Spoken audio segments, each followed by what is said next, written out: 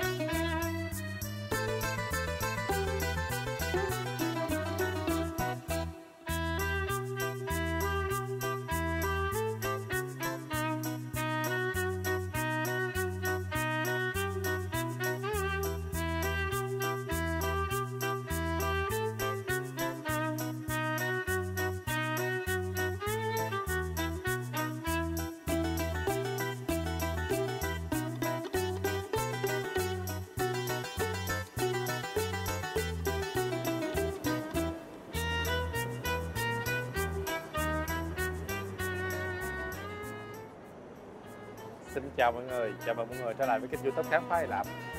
Mình đang ở Athens thì hiện tại trên tay mình đang là một món rất là nổi tiếng ở Athens, đó là falafel. Đây là cái món của vùng các nước Trung Đông. Thì hôm nay mình sẽ mua để quay review mọi người xem trong đây nó có gì nha. Đây là cái hạt đậu gà xay nhuyễn xong rồi ta chiên giòn, có cà tím, sốt tahini, sốt cà chua, dưa leo. Đó là cái nguyên liệu chính của cái món ăn này. Món này là món dành cho những người ăn chay. Bạn nào tới Athens mà không ăn thịt hải sản được á thì có thể kiếm cái món này ăn nha. Rồi là falafel. Lúc nãy thì mình có kiếm chỗ quay cái món này, nhưng mà đi ngang quảng trường thì thấy nó đông quá, với lại nhạc người ta đang biểu diễn nhạc rất là ồn, không có quay được. Hiện tại là đang cái mùa Giáng sinh với mùa năm mới ở Hy Lạp, thì các hoạt động văn nghệ cũng khá là nhộn nhịp.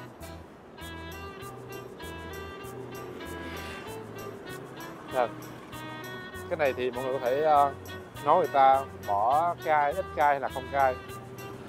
Của mình thì bỏ hơi cay thôi.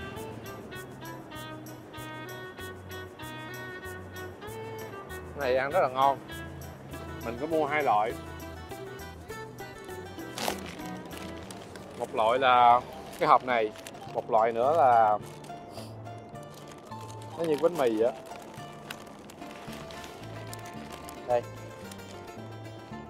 nó cũng cùng một thành phần, nhưng mà của mình cái hộp này thì nhiều thôi, nhiều đậu hơn. Đậu làm từ đậu gà.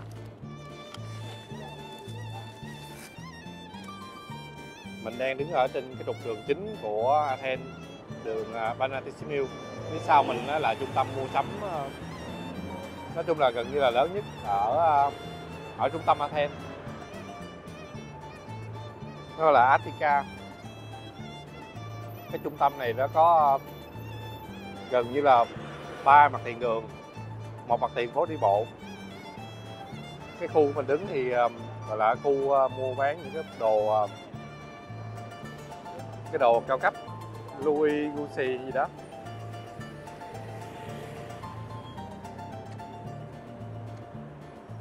Đây là mùa dịp Giáng sinh nên người ta trang trí cũng rất là đẹp.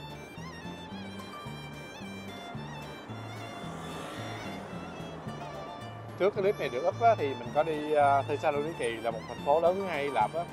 Thì mình có mấy cái clip đó thì mọi người đừng nhớ đón xem thử để so sánh xem ở Thessaloniki và Athens ở đâu trang trí Noel nó đẹp hơn. Mình thì mình sống ở Athens, nhưng mà mình thấy ở Thessaloniki thì người ta trang trí đẹp hơn một chút, tại vì nhiều cửa hàng á thì nó trang trí, còn ở đây thì ít cửa hàng trang trí Noel đó.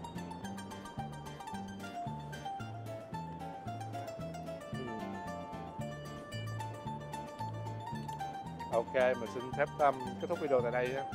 Nếu mọi người thích video thì nhớ like, share video và nhớ nút đăng ký kênh của mình nha. Mình sẽ có thêm nhiều video review về các món ăn đường phố ở Athens. Mọi người nhớ đón xem nha. Hẹn mọi người ở những video tiếp theo. Cảm ơn và chào tạm biệt mọi người.